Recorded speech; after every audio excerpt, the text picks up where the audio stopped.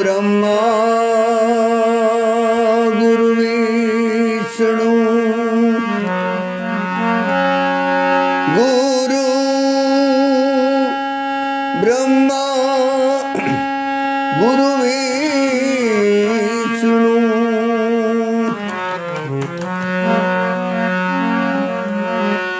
गुरुदेवो महेश्वर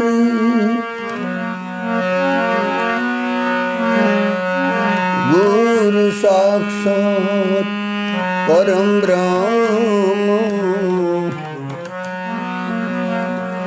तस्मै श्री गुरुवे नमः। ज्ञानमूलं गुरुमूर्ति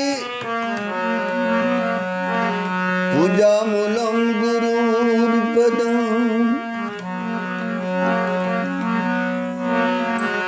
मंत्रमूलं गुरुवाक्यम्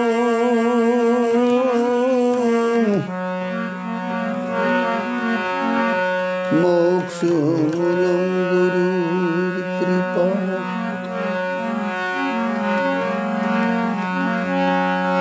आये हनुमंत विराजिए कथा कराम मति अनुसार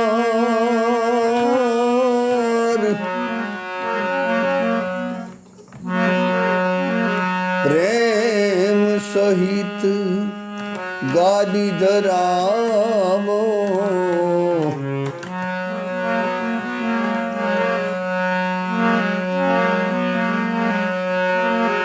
पधार जो पवन कुमार सियावर राम चंद्र पद प्रिय हो। सद्गुरु भगवान प्रिय हो।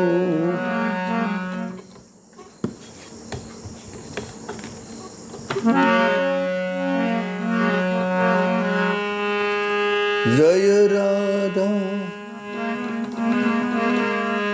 वादम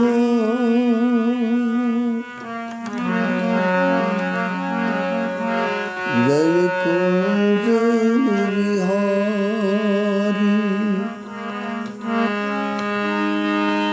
जय गोपी जन वल्लभ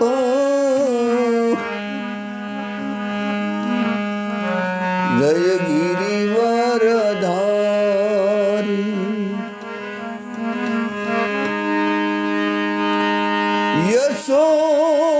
यशोदनंदन व्रज जन रंजन यमुना तीरे बनसारी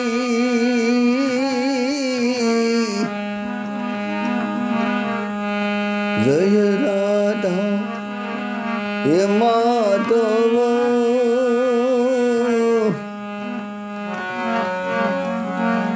जय कुंज विहारी मुरली मनोहर करुणा सागर जय गोवर्धन गिरधारी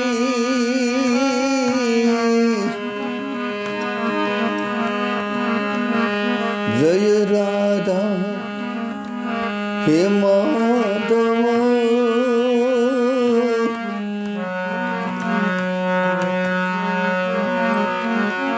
जय कुंज विहारी। ભગવાનની સાથે સદગુરુની કૃપાથી સંતોના અનુગ્રહથી અને માતા પિતાના આશીર્વાદથી આપણી ગઈકાલે વાત ચાલતી હતી કે બધા ઋષિમુનિઓ એકઠા મળી અને ભગવાન રામ પાસે વાત કરી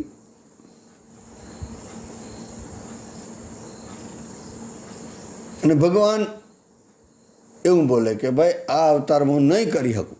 એ વખતે વચ્ચે સિયાજુ રાધા સીતાજીએ કીધું કે મારી બાજુ આવો. અને પછી કીધું સીતાજીએ કીધું કે હમણાં જ રામ અવતાર પૂર્ણ થવાની તૈયારી છે અને મારો ધનુર્ધારી રાઘવ બંસીધારી માધવ બનીને આવશે. હમણાં આ લીલા પૂરી કરવાની છે. એટલે જે ધનુર્ધારી રાઘવ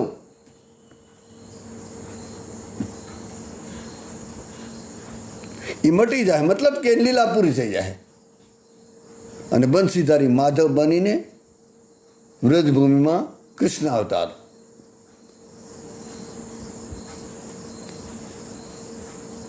ત્યાં આપણી ઈચ્છા પૂરી કરશે બધી, કે ત્યાં કૃષ્ણ અવતાર લે છે. એટલે ઋષિ મુનિએ બધાએ કીધું કે એ વાત બરાબર છે. અત્યારે ભગવાન રામે કીધું કે મર્યાદા પુરુષોત્તમ છે એટલે મારાથી કંઈ નહીં થાય. એટલે ભગવતી જાનકીજીએ કીધું કે તમે વ્રજભૂમિમાં ગોપીજનો બની જાઓ, ત્યાં તમારી ઈચ્છા પૂરી થશે.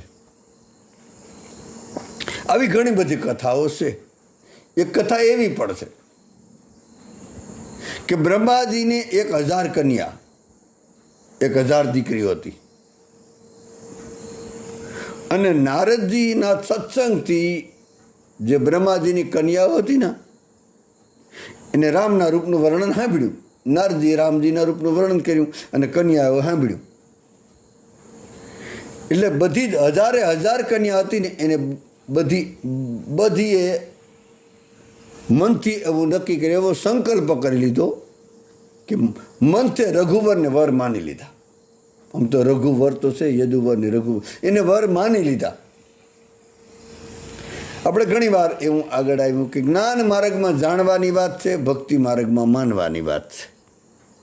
જ્ઞાની લોકો પાસે આપણે બેસીએ તો કે આ બધું માનવાનું છોડો, આ શ્રદ્ધાની વાત છોડો, તમે એ બધી મૂર્ખાઈ છે, બસ પરમાત્માને જાણો, પરમાત્માને જાણો. એ એની રીતે બરાબર હશે, પણ ભક્ત માટે જાણવાની વાત પછી પહેલાં માની લેવું. તો નારજી પાસે સત્સંગ સાંભળી અને રામજીના રૂપનું વર્ણન સાંભળી અને આ બધી જ કન્યાઓએ મનથી તો પતિ માની લીધા અને નારદજીને એવી વાત કરી કે અમે રામને મનથી તો પતિ માની લીધા, હવે તો અમે એને વરી શકી, એટલે તમે અહીંથી જઈ અને જ્યાં ભગવાન રામ છે ત્યાં એને જઈને વાત કરો કે બ્રહ્માજીની જે કન્યાઓ છે એને તો મનથી પાણી ગ્રહણ કરી લીધું અને અમારું પાણી ગ્રહણ કરે, મનથી તો અમે પતિ માની લીધા, અને જો ભગવાન રામ ના પાડે તો અમે એના વિરહમાં અમારા પ્રાણ છોડી દેશું. આવું બ્રહ્માજીની કન્યાએ કીધું કે અમે તરફડીને મરી જઈશું, કારણ કે અમે રામના વિરહમાં હવે અમે નહીં જીવી શકીએ.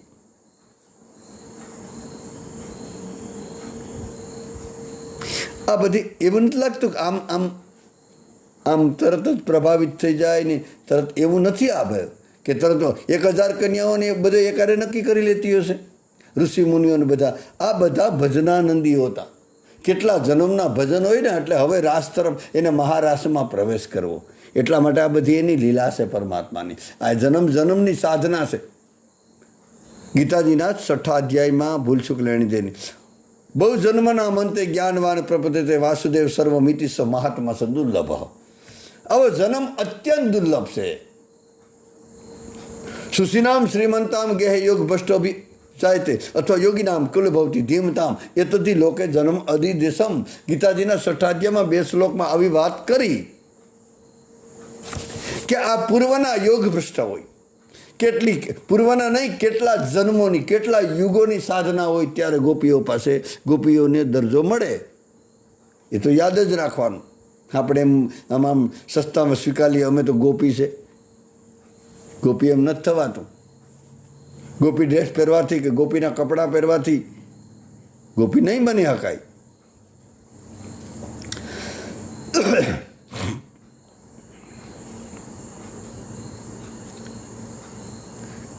કહેવાય કે આવી વાત કરી કે અમે એના વિરામમાં પ્રાણ છોડી દઈશું.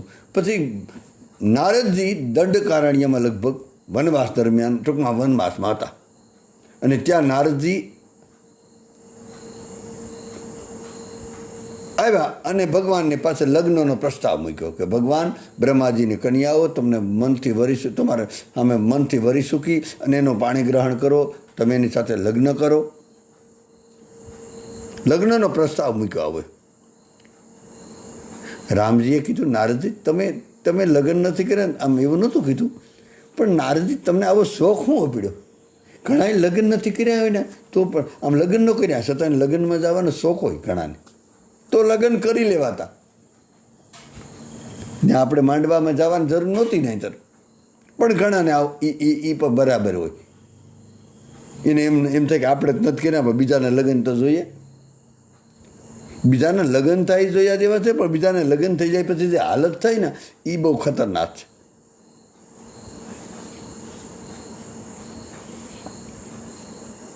ભગવાને કીધું, નારદજી તમે તો સાધુ છો, તમે જરાક વિચાર તો કરો. મારે એક પત્ની વ્રત છે, હું એક જ પત્ની છે મારે જાનકી, બીજી સાથે હું પાણી ગ્રહણ ન કરી શકું.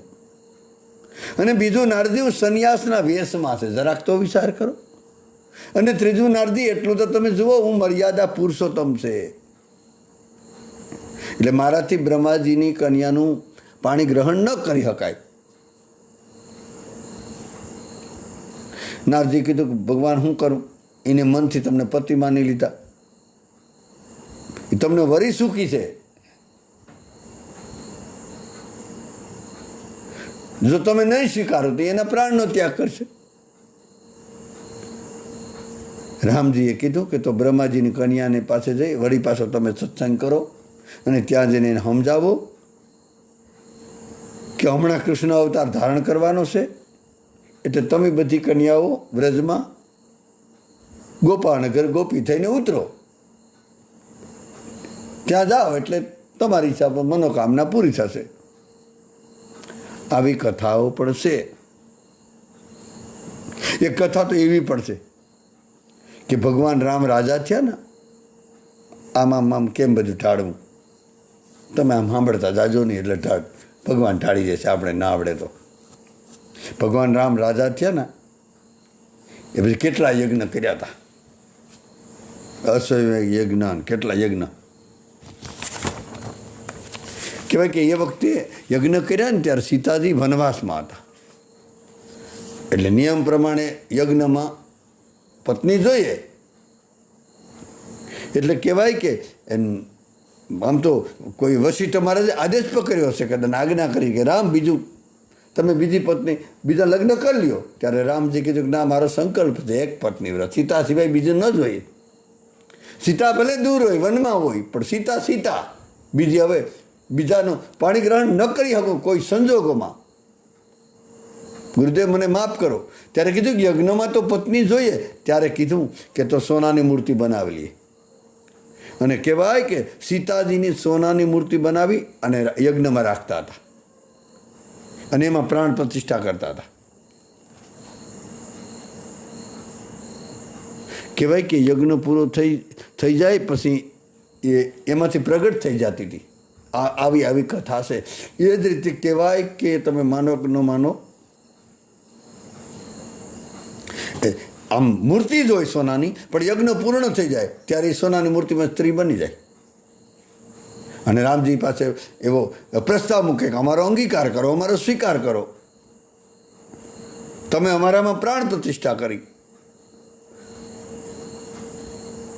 એટલે તમે અમારું પાણી ગ્રહણ કર્યું જ કહેવાય. હવે તમે અમને અપનાવા. ત્યારે રામજીએ યજ્ઞમાંથી જે પ્રગટ થયેલી સ્ત્રી, જે સોનાની મૂર્તિમાંથી આમ ચેતના પુરાઈ જતી, અને એ સ્ત્રીને એવી વાત કરી કે અત્યારે હું મર્યાદા પુરુષોત્તમ છે, એટલે મારી મર્યાદા તૂટે. કહેવાય કે આ રીતે 1000 જેટલી સ્ત્રીઓ, હજારો યજ્ઞ કર્યા હતા. રામાવતાર તો બહુ મોટો હતો એટલે હજારો યજ્ઞ કર્યા. દર વખતે યજ્ઞમાં સ્ત્રી આ રીતે પ્રગટ થાય. અને ભગવાને કીધું કે તમે બધી સ્ત્રીઓ એક કામ કરો, વ્રજમાં પ્રગટ થાવ, વ્રજમાં જાઓ, અને હમણાં કૃષ્ણ બનીને ત્યાં આવીશ. એટલે તમારું પાણી ગ્રહણ થશે. આ રીતની કેટલી કથાઓ છે. એક કથા તો એવી પણ છે કે નૈમિષારણ્યની ભૂમિમાં ભાગવતમાં કથા છે. પછી આમ ભાગવતમાં તમે ગોતવા ન જતા, મહેરબાની કરી. શ્રદ્ધાનો હોય વિષય તો પુરાવાની શું જરૂર છે? કુરાનમાં તો કંઈ પૈગંબરની સાઈન નથી. અમુક જગ્યાએ છે ને પાછળ વયું જવું પડે. અમુક ઠેકાણે તર્ક ન કરે. તર્કવાળો હજી સુધી કોઈ પામી નથી ગયો. જેટલાય તર્ક કર્યા ને એ કોરા રહી ગયા. અધ્યાત્મનો માર્ગ તર્કનો નથી, કુતર્કનો તો બિલકુલ નથી. એ સ્વીકારનો માર્ગ છે. તો કહેવાય કે નૈમિષારણ્યની ભૂમિમાં 88,000 ઋષિ, અત્રિન, અગસ્તન, પુલુન, કૃતુન, ભૃગુન, મરીષિન, વસિષ્ઠન, આવા ધર્મ ધુરંધર ગુણનિધિ જ્ઞાની હૃદય ભક્તિમતી સારંગ પાની જે જ્ઞાનીઓ ને પ્રેમીઓ ને ભક્તો, આ બધા 88,000 ઋષિઓ મળ્યા રામજી પાસે આવે. બધા એકારે નક્કી કર્યું કે આપણે રામજી પાસે જાવ. અને રામજી પાસે આવીને કીધું, ભગવાન અમારે તમારી સાથે રાસ રમવો. આ 88,000 ઋષિઓ બન્યો. રામજીએ કીધું, ઓહો, અત્યારે તો દંડક વનમાં છે. દંડક વન એટલે આમ રાક્ષસોની ભૂમિ. એટલે કીધું, અહીંયા હું ન કરી શકું. તમારી વાત બરાબર કે અમારે તમારી સાથે રાસ રમવો. અને રાસમાં છે ને, આમ દાંડિયા રસમાં છે ને ભાઈઓ જામે, બાકી રાસમાં તો બહેનો જ જામે, બહેનોને જ ઓપે. રાસ રમે, આમ ગોપાઓ રાસ રમે તો બહુ જામે નહીં. ભાઈઓ રાસ રમે, ભાઈઓ દાંડિયા રસ રમે બરાબર. અને ભાઈઓને લગભગ છે ને લગ્ન થયા પછી દાંડિયા રસ, આપણે ગામડામાં કહીએ કે દાંડિયા રસ રમો, તો દાંડિયા રસ જ રમવાનું રહી. પછી એ ગામડાને કહેવાય છે, જો સમજી ગયા દાંડિયા રસ એટલે એક અર્થમાં કહેવાય તો મંજીરા વગાડો હોય. એટલે કે પછી આમ તનતોડ મહેનત કરવી પડે, આમ ચારે બાજુ કાંઈ પૂરું ન થાય. તો કહેવાનો મતલબ મૂળ વાત પછી આપણે બીજા નીકળી જાય. ભગવાન રામે કીધું કે હું દંડક વનમાં છે. આ તો રાક્ષસોની ભૂમિ છે, અહીંયા રાસ ન થાય.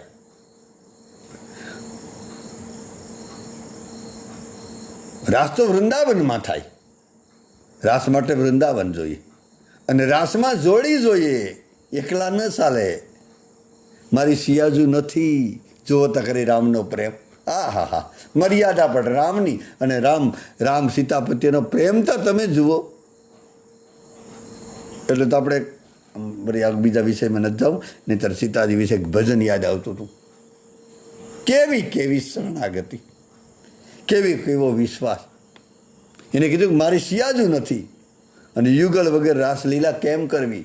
યુગલ જોઈએ, એકથી ન થાય રાસ.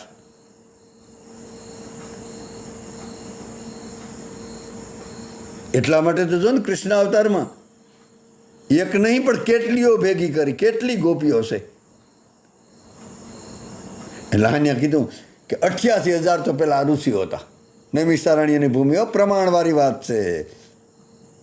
આ બધી તમે અમુક જગ્યાએ ગોતવા જશો નહીં મળે. આ તો કેટલા આમ પુરાના ગ્રંથો હોય, ગર્ગ સંહિતા, એવા ઘણા બધા ગ્રંથો હોય, એમાં આ વાતો છે. આમ કેટલાય આમ તમને મારે કેમ સમજાવવા? આ ચારે બાજુથી જુદી જગ્યાએથી છે ને લઈને તમારા સામે છે ને, અને ગુરુ કૃપાથી આ બધું આ રજૂ થાય. તમારે કોઈ ગ્રંથ વાંચવા નહીં પડે, તમારે લાઇબ્રેરીમાં નહીં જવું પડે વાલા. જો તમને સમજાય, આ અહંકારની ઘોષણા નથી, માફ કરજો. પણ આ તમારા ગુરુની અને મારા ગુરુની હનુમાન કૃપાની દેન છે કે ચારે બાજુથી એકઠી કરેલી વાતો છે આ. અને આ વાતો છે ઝીણી, લોઢા કાપે ઝીણી પર ન જાય વીણી, એવી વાતો છે. આ મૂલ્યવાન છે. આ મારી નથી એટલે મૂલ્યવાન છે. આ મહાપુરુષોનું છે. આ 88,000 સંતો એને કીધું, ઋષિમુનિનો ભગવાને કીધું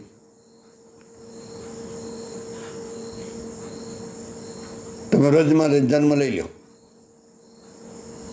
હું હમણાં ત્યાં પણ કૃષ્ણ બનીને આવીશ. બધાને કહી દીધું, તમારી ઈચ્છા પૂર્ણ કરીશ. એટલે 88,000 તો પેલા આ છે. અને આપણે એ પેલા આગળ આવી ગયું કે કોઈ બાલિકા 24,000 ગોપી હતી. આમ કેમ આ બધા વર્ણન છે ને.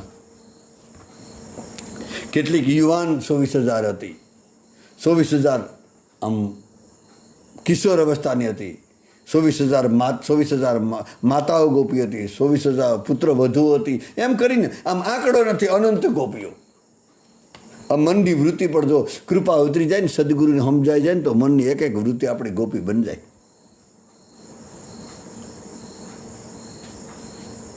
તો કેટલી ગોપીઓ શ્રુતિ રૂપા છે, યાદ રાખજો શરૂઆતની વાત પરમ દિવાળી.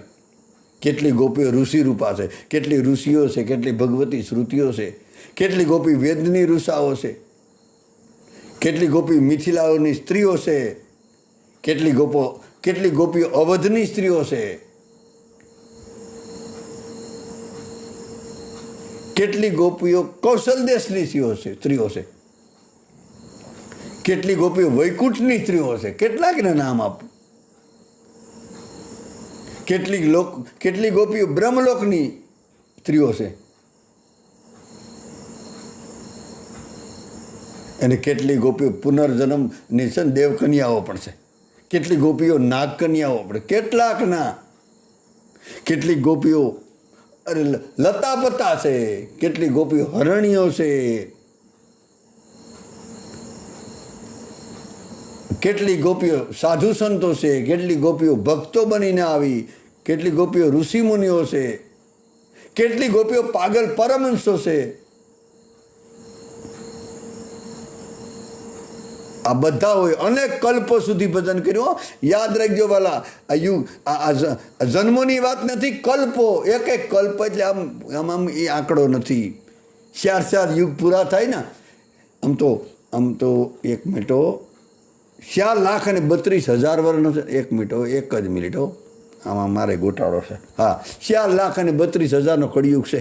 પછી 8,66,000 યુગ, 8,66,000 વર્ષનો દ્વાપર છે.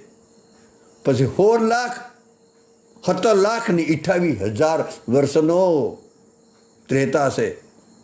પછી 16 કેટલા થાય? 32.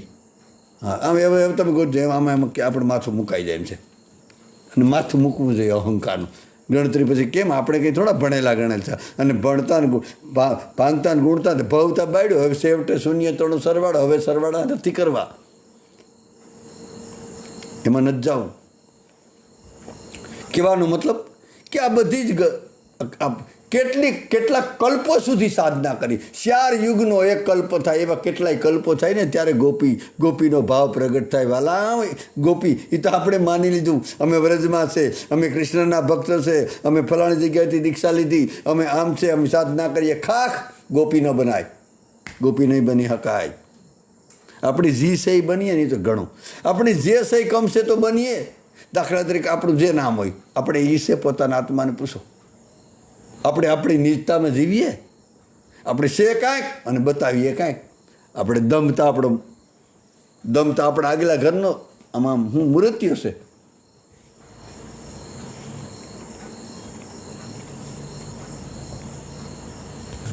તો આ કેટલાય પરમહંસો હતા, કેટલાય તપસ્યા કરી જે સિદ્ધ મહાપુરુષો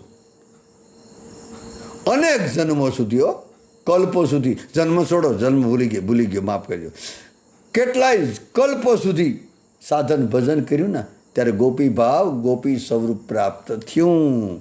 બાકી મનમાં ક્યારે આપણે ફાંકું ન રાખવું. આપણે બધાય રે કે અમે ભજન કરીએ, હજી આપણે પાપા પગલું નથી ભર્યું. આપણે હજી બાલ મંદિરમાં નથી બેઠા.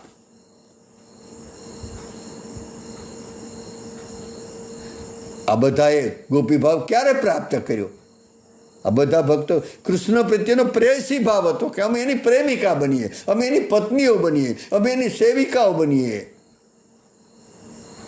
અમે એની પ્રીતમાઓ બનીએ.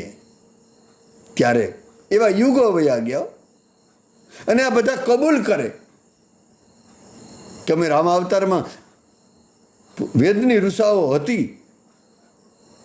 ભગવતી શ્રુતિઓ હતી, ઋષિ પત્નીઓ હતી, ગોલોકની સ્ત્રીઓ, અવધની સ્ત્રીઓ, જનકપુરની સ્ત્રીઓ,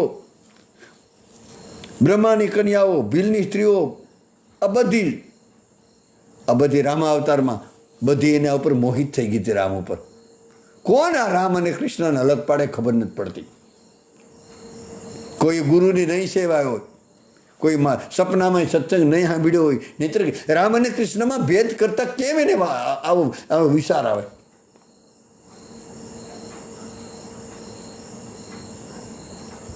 આ બધી રામજીમાં મોહિત થઈ ગઈ હતી. મોહિત થઈ જાય ને પછી મોહન મળી જાય ભગવાનમાં. હો, સંસારમાં નહીં. સંસારમાં ફાટી પડીએ તો પરિણામ દુઃખ સિવાય કાંઈ છે નહીં. સંસારનો સાર દુઃખ.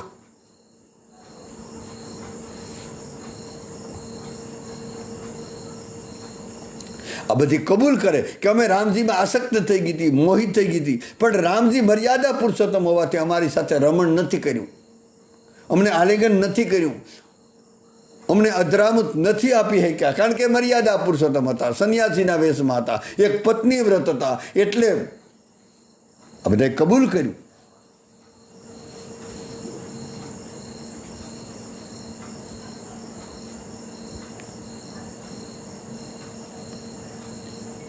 કેટલીક દેવકન્યાઓ, કેટલીક નાગકન્યાઓ, અરે કેટલીક અપસરાઓ નરનારાયણ અવતારમાં, કેટલીકને વાત નામ આપવા. વામન અવતારમાં, કેટલીક સુતલ અવતારમાં, સુતલ લોકમાં કન્યાઓ હતી, કેટલીક તો લક્ષ્મીજીની સમુદ્રમાં સખીઓ હતી.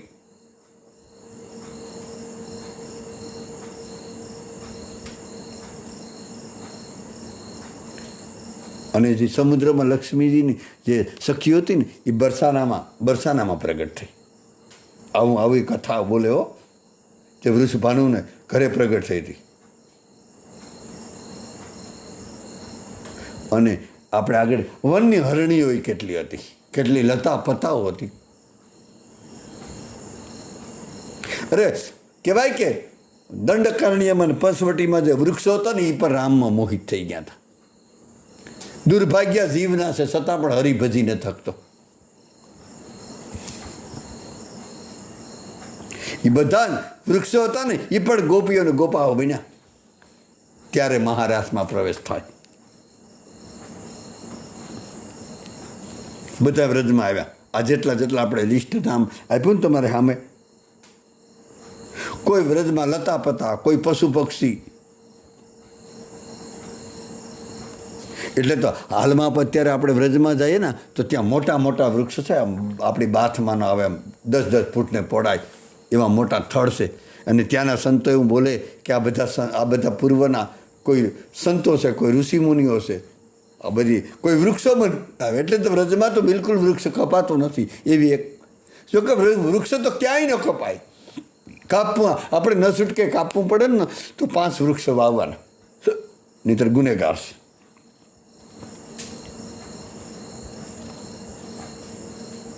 જોકે વ્રજના વૃક્ષોને વૃક્ષો કહેવાય એ પણ એક અપરાધ છે. એ બધા ઋષિમુનિઓ છે. એટલે તો હાલમાં પણ પરિક્રમા માર્ગ પર જતા હોય ને એ બધા મોટા મોટા વૃક્ષોને પ્રણામ કરતા જતા હોય. હજી પણ ઉપા કૃષ્ણના ઇંતજારમાં તમે જુઓતા કરી સાધના આને કહેવાય. કેટલી કુરબાની, અને કુરબાની વગર મહેરબાની ન થાય. બહુ મોટી યાત્રા કરવી પડે ઈશ્વર પાસે પહોંચવામાં. મને બહુ યાદ નથી પણ એમને બોલી દઉં કે શરણદાસજીએ છે ને કપાસનો છોડ વાવ્યો, અને કપાસનો છોડ થોડોક મોટો થયો ત્યાં શરણદાસજીનું આયુષ્ય પૂરું થઈ ગયું. ત્યાં કહેવાય કે દાદુ આવ્યા. એના પછી દાદુએ એક છોડ પર વધારે ધ્યાન દીધું, અને છોડમાં આમ કપાસના છોડમાં કેરી આવી, રૂ આવે ને એવી. તો કેરી આવી, અને કેરી આવી ત્યાં કહેવાય કે દાદુનું આયુષ્ય પૂરું થઈ ગયું. ત્યાં કહેવાય કે કર્માબાઈ આવી એક કથા છે. અને કર્માબાઈ ત્યાં આમ એના ઉપર થોડીક એને સેવા કરી, આમ ધ્યાન દીધું, તો કપાસમાંથી ફૂલ એમાં કપાસમાંથી કાલું આવી ગયું, એક રૂ આવી ગયું, અને રૂ એને ઉતારી લીધું. આમ જેમ આપણે કેમ બેનો ખેતરમાં કાપો વારીને આમ રૂ આમ કાલા વીણતી હોય એ રીતે વીણી અને એમાં રૂ અલગ કરી લીધું. ત્યાં કર્માબાઈનું આયુષ્ય પૂરું થઈ ગયું. ત્યાં કહેવાય કે કબીરદાસજી આવ્યા, અને કબીરદાસજીએ એને કાચ્યું, અને કાચ્યું એમાંથી સુંદડી બનાવી. આમ કાતી વણી અને સાલ બનાવી, એક સુંદડી કે સાલ જે કયો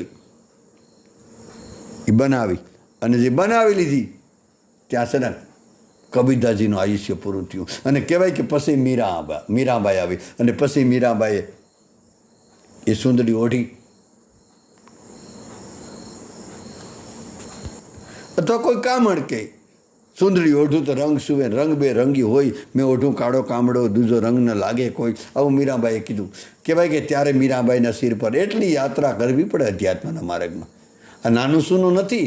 આપણે એટલે કીધું કે મીરાબાઈ 58 જન્મ લેવા પડ્યા હતા, આપણે અહીંયા એક જન્મમાં પતાવું, બહુ મોટી યાત્રા છે. હા, ક્ષિપ્રમ ભવતી ધર્માત્મા સસ્ય શાંતિની ગસતી. અર્જુન, જો મારી કૃપા ઉતરી જાય ને તો બીક ઈસી જ મિનિટ આમ આમ આમ આમ ક્ષણાર્ધમાં, ક્ષણના અડધા ભાગમાં એને મહાત્મા બનાવી દઉં. અને પ્રમાણ 1 મિનિટ. જેસલ જગનો સોલ્ટોન પલ મેં કીધો પીર.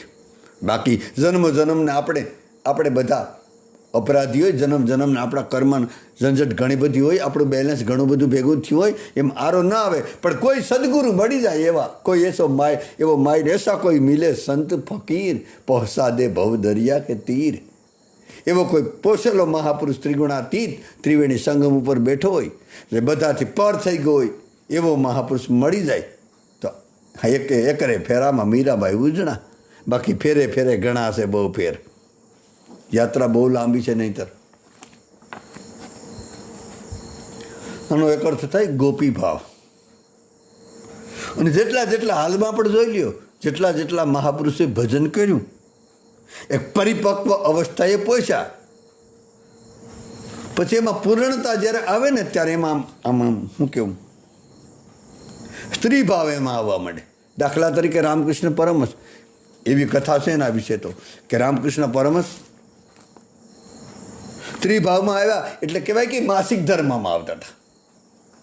દર મહિને માસિક ધર્મમાં આવતા હતા. વાલા બની હગે જેના ભજન આવા હોય.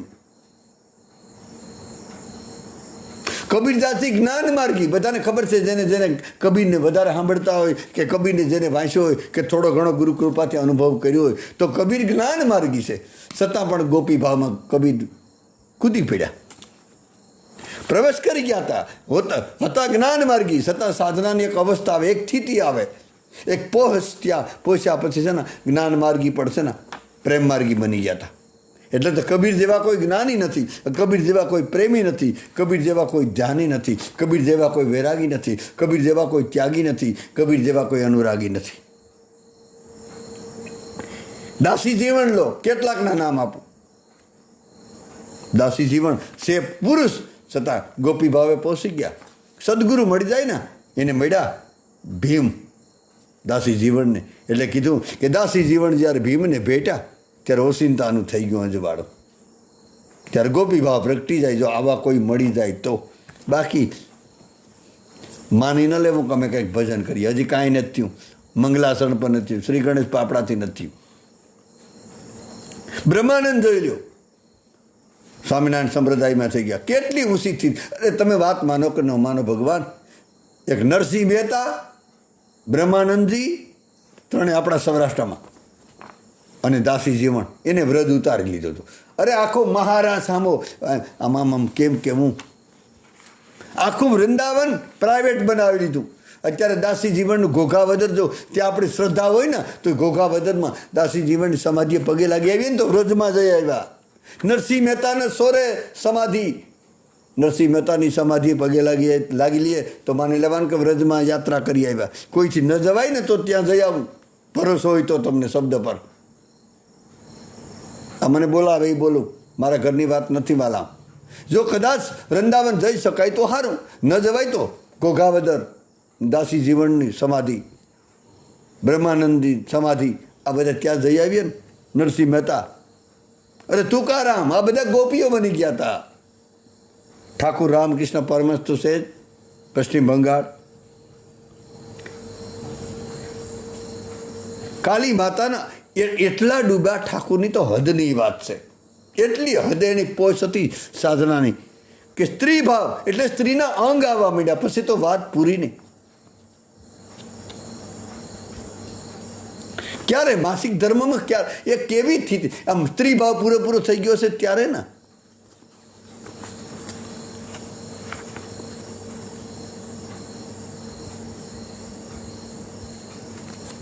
અને દરેક મહાપુરુષોના જીવનમાં જ્યારે આખીરની એની પરિપક્વ અવસ્થા આવી જાય ને ત્યારે સ્ત્રી ભાવમાં પ્રવેશ થઈ જાય.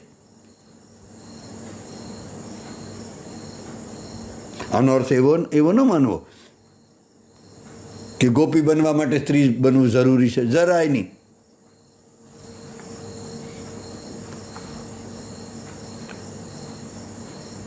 કે ગોપી બનવું એટલે સ્ત્રી ભાવ ધારણ કરવો પડે ને એવું નથી. આવી જાય વાત અલગ છે. ગોપી એટલે એનો આધ્યાત્મિક અર્થ એવો થાય,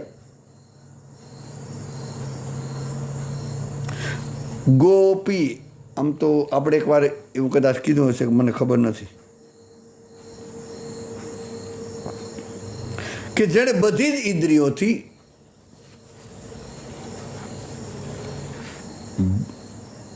બધી ઇન્દ્રિયોથી ભગવાનને પીધો, અથવા તો બધી ઇન્દ્રિયો, 5 જ્ઞાનેન્દ્રિય, 5 કર્મેન્દ્રિય અને મન પરમાત્મામાં જેનું લાગેલું છે એ છે ગોપી.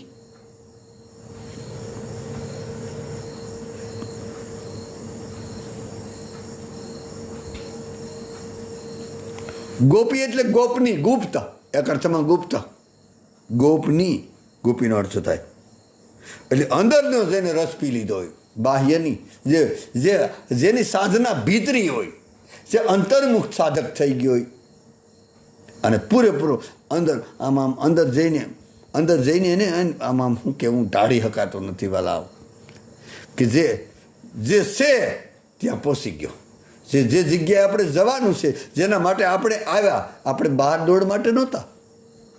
મંદિર મસ્જિદ વો ચલે जिनको फुर्सत હોય. એક મહાપુરુષે કીધું, હમ તો इसको याद करे यह इबादत હોય. मुझे मंदिर मस्जिद जाना नहीं, એવું કાંઈક છે હો. એક મિનિટ કે સત્ય કા પાઠ પઢા દે કોઈ, આવું કાંઈક કીધું. હરિનામ કા રંગ ચઢા દે કોઈ, એવું કાંઈક છે, એકાદ ભૂલાઈ જાય એ તમે. તો ગોપની એટલે ગોપી એટલે ગોપની, જેનું ભજન ગુપ્ત છે અને જેને પ્રગટ થઈ ગયું. ગુપ્ત એટલે આમ અંદર, જે અંદર ઉતરી ગયો, જેને અંદરનો રસ પી લીધો, બાહ્ય નહીં. બાહ્ય રસ સંસારના છે બધા. જેટલા બાહ્યથી આપણે બહારના રસ છે ને, એ બધા રસમાંથી જ્યારે અંદરનો રસ મળી જાય ત્યારે બહારના બધા નવ રસ ફીકા લાગે.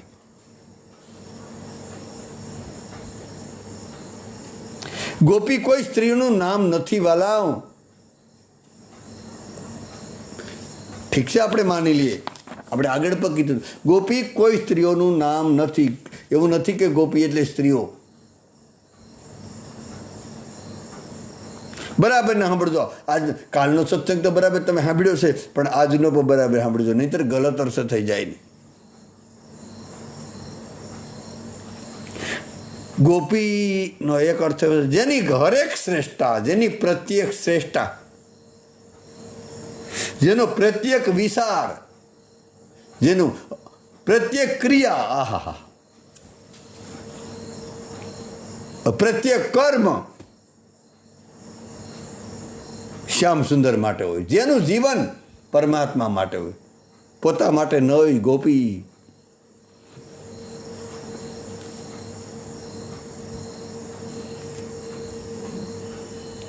ફરીવાર કોઈ પણ શ્રેષ્ઠતા આપણા મનમાં હોય એ કૃષ્ણ માટે કે રામ માટે હોય. આપણી પ્રત્યેક શ્રેષ્ઠતા, પ્રત્યેક ક્રિયા, પ્રત્યેક કર્મ, હરેક વિચાર જ્યારે પરમાત્માનો આવવા માંડે, બીજો વિચાર ન ઉઠે. સંકલ્પ વિકલ્પ થયા કરે ત્યાં સુધી લાગ્યા ભાગ્યાની વાર છે. બધા જ વિચાર, બધી જ શ્રેષ્ઠતા, બધી જ ક્રિયા, બધા જ કર્મ, બધા જ કૃષ્ણાર્પણ, કાયેન વાસા મનસેન્દ્રિય રેવા, એ રીતે બધું જ એમાં, પછી કાંઈ બસે નહીં. ઈશ્વર માટે હોય, પછી રામ ભક્ત હોય, કૃષ્ણ ભક્ત હોય કે ભગવતી ભક્ત હોય, જેની હરેક ક્રિયા, હરેક કર્મ, હરેક શ્રેષ્ઠા, હરેક વિચાર પરમાત્મા માટે હોય. ગોપી છે હોય તો પોતપોતાને પૂછી લેવું.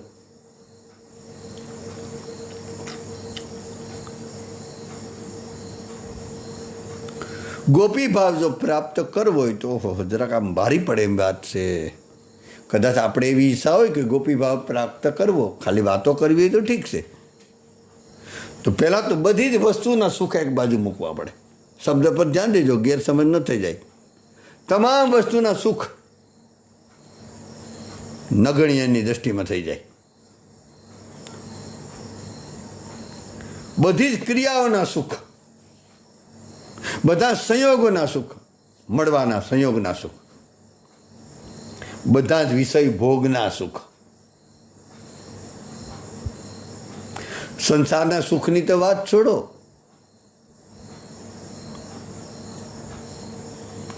પણ આપણા ચિંતનના સુખ આમ કેમ કહેવું, જે પરમાત્માનું આમ નહીં ઢાળી શકાય. પણ આમ 1 મિનિટ થોડુંક આપ ગુરુ કૃપાથી જો કાંઈક થાય ને તો કંઈક દ્રષ્ટાંત એવું આડું આવી જાય તો ફાયદો થાય, થઈ જાય લગભગ. હા, 1 મિનિટ હો. એ તમારો હનુમાનજી મને મદદ સારી રીતે કરે. તમારી પાસે મદદ લેવા જાઓ તો ખોટનો ધંધો થઈ જાય.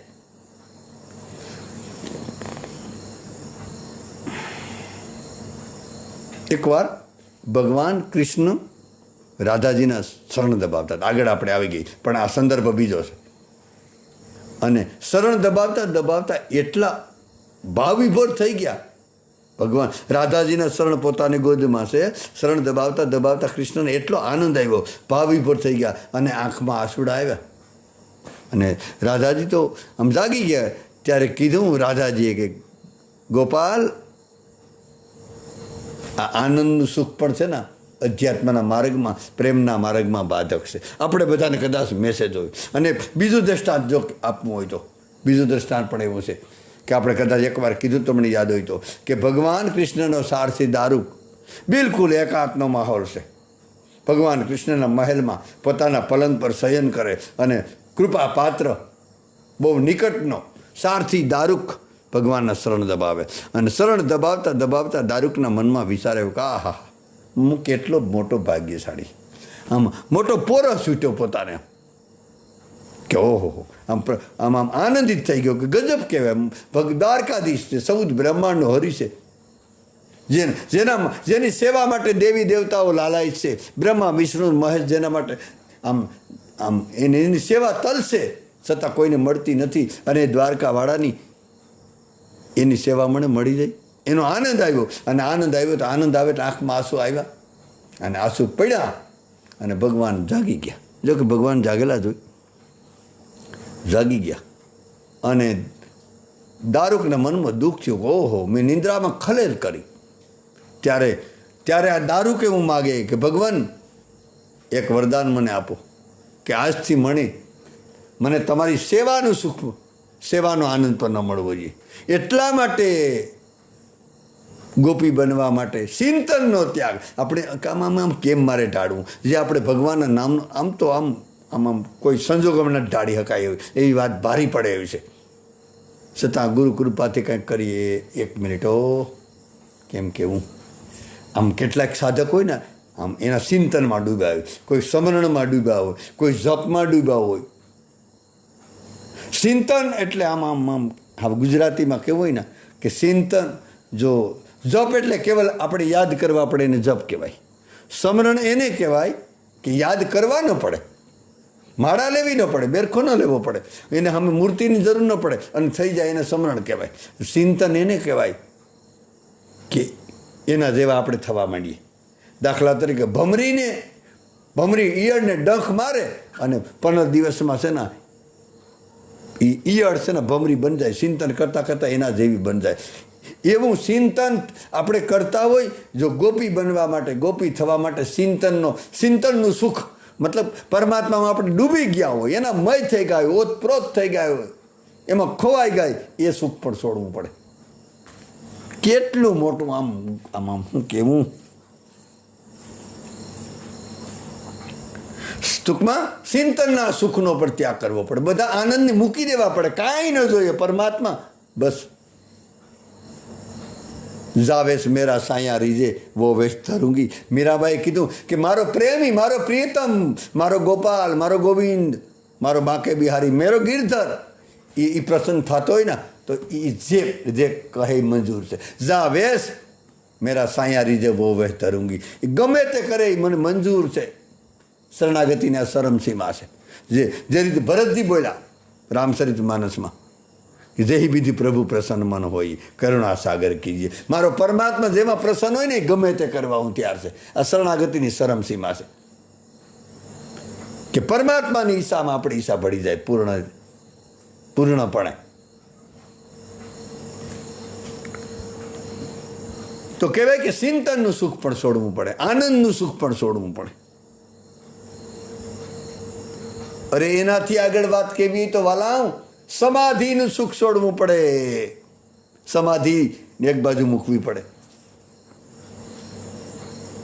આપણે ઘણી વાર કીધું ને કે સમાધિથી યમ, નિયમ, આસન, પ્રાણાયામ, પ્રત્યાહાર, ધારણા, ધ્યાન અને સમાધિ 8 અંગ છે. એટલે ત્યારે સમાધિ થાય. એ પણ સમાધિ મૂકવી પડે. મહાદેવની મૂકી દીધી કે જો મહારાષ્ટ્રમાં પ્રવેશ થતો હોય તો સમાધિને 80-80.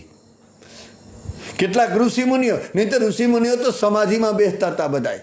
આપણે જે 88,000નું વર્ણન કર્યું, આપણે આગળ જે વર્ણન આવ્યું, કેટલાક ઋષિમુનિઓ, કેટલાક પરમહંસો, કેટલાક પોસેલા સંતો, એ બધાએ નક્કી કર્યું કે સમાધિ મૂકો એક બાજુ. હવે કૃષ્ણના રાસમાં, હવે કૃષ્ણનું આલિંગન જોઈએ, કૃષ્ણનું ચુંબન જોઈએ, કૃષ્ણનું અધરામુદ જોઈએ, કૃષ્ણ સાથે અંગ સંગ જોઈએ. કૃષ્ણને ગળે લગાડવા હવે તો, અને કૃષ્ણ અમને ગળે લગાડે. ગોપી બનવા માટે સમાધિ મૂકી. આપણે હજુ ઉપાધિ નથી મૂકતા. આપણે હું સમાધિ ખાક લાગે? ઉપાધિમાં જ નવરા થાય તો ને. વ્યાધિની ઉપાધિ, એમાં ક્યાંથી લાગે સમાધિ?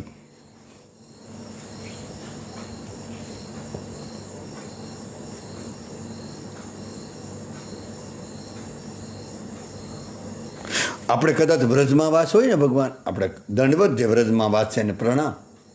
વ્રજમાં વાસ હોય જે ધન્યવાદ, જે કોઈ નિવાસ કરી ગયા વ્રજમાં, ગુરુ કૃપાવાળા, સારું કહેવાય. એને હજી એને ખબર હોય કે હું સ્ત્રી છે, હું પુરુષ છે,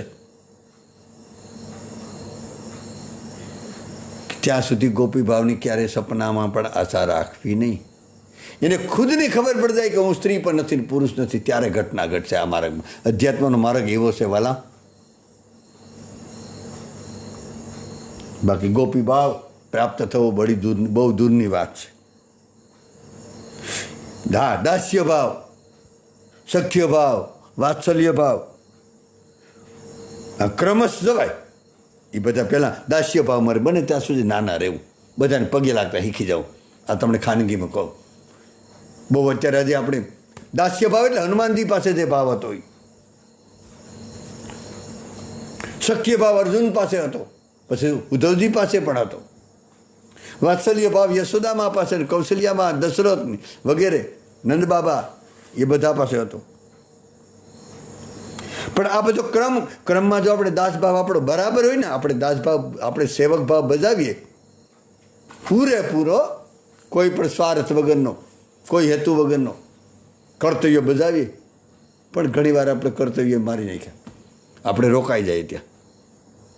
કર્તવ્યમાંથી પરમ કર્તવ્ય જવું જ પડીએ.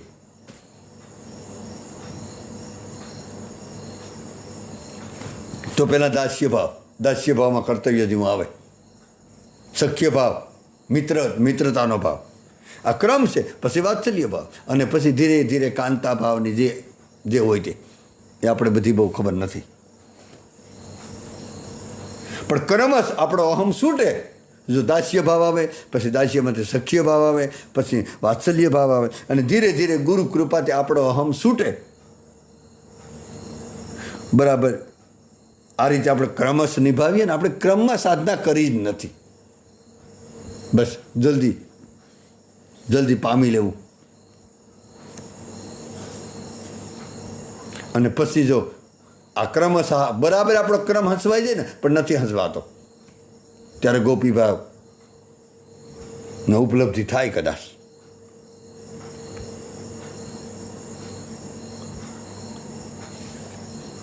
ગોપી પ્રેમ જ આખો અલગ છે, ગોપી ભાવ જ આખો વિલક્ષણ છે. એમાં શૃંગાર છે અનહદ, વાહ હા હા, પણ રાગ નથી હો વાલા. શૃંગાર તો ગજબનો છે. આમ એટલા આજની બ્યુટી પાર્લરનું કાંઈ ના આવે એવો ગોપીભાવમાં શૃંગાર જોઈ, પણ એમાં રાગ નથી.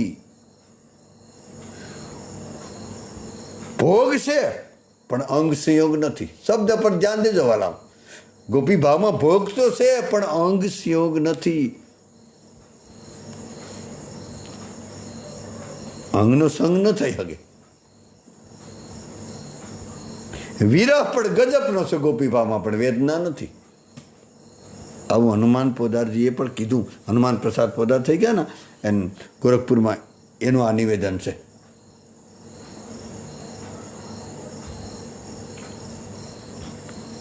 એમાં વિરહ છે પણ વેદના નથી. ત્યાગ છે પણ સંન્યાસ નથી. સંન્યાસીના કપડાં ન પહેરવા પડે, પણ ભીતરી ત્યાગ અને ગજબનો. મમતા છે પણ મોહ નથી. અરે અનુરાગ છે પણ કામના નથી. જુઓ તા ખરી, આ ગોપી ભાવ કહેવાય. અને શરીર છે, દેહ છે પણ અહંકાર નથી. છે આપણે દેહાભિમાન આપણે એક ક્ષણવાર દૂર નથી થતું. અહંકાર તો આપણો ખોરાક છે. એના વગર તો આપણે એના વગર જીવી જ ન શકીએ. આ બધા તો જો કે આપણે બોલ્યા ને શબ્દોના વર્ણન છે વાલા. ગોપી પ્રેમ વર્ણનનો વિષય જ નથી. આ તો તસલ્લી છે. આ તો એના એ ગોપી પ્રેમના પડછાયાના વર્ણન છે. બાકી ગોપી ભાવ, ભગવાન નામ, સદગુરુ, એનો કોઈ હજી વર્ણન આ ઇતિહાસમાં કોઈ બ્રહ્માંડમાં ન કરી શકે. પણ આ તો એના પડછાયાના વર્ણન થાય. આપણે જેટલા વાતો કહીએ એટલા.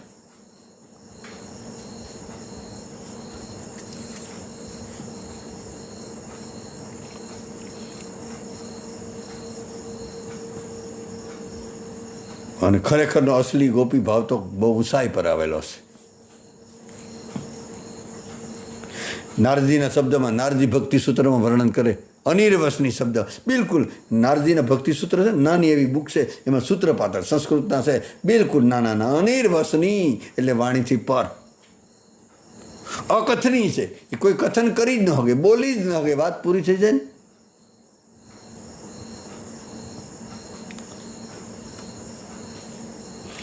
એનું કારણ એ છે કે વ્રજની ગોપાઓ, વ્રજની ગોપીજનો અને સંત ભરત રામચરિત માનસના, એની તુલના છે ને હજી દુનિયામાં કોઈ સાથે કોઈ કરી નથી શક્યું. કારણ કે બધા જ વાણીથી પર, બુદ્ધિથી પર, મનથી પર.